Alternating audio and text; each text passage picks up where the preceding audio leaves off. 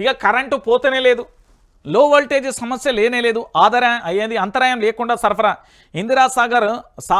ఇందిరా సౌర జల వికాసం పథకం ప్రారంభం, 12,500 కోట్ల ఖర్చు చేయబోతున్నాం. డిప్యూటీ సీఎం బత్తి విక్రమార్క వచ్చిండు, సార్ బయటకు వచ్చిండు. వెల్కమ్ చెప్పురు ఒకసారి. బత్తి విక్రమార్క గారికి స్వాగతం సుస్వాగతం తెలియజేస్తుంది తెలంగాణ సమాజం. మొత్తానికి రేవంత్ రెడ్డి మీద కోపంతో చాలా రోజులు కూడా అజ్ఞాతంలో, అంటే బయటికి రాకుండా ఉండిపోయి నిన్నటి కార్యక్రమంలో హాజరయ్యారు.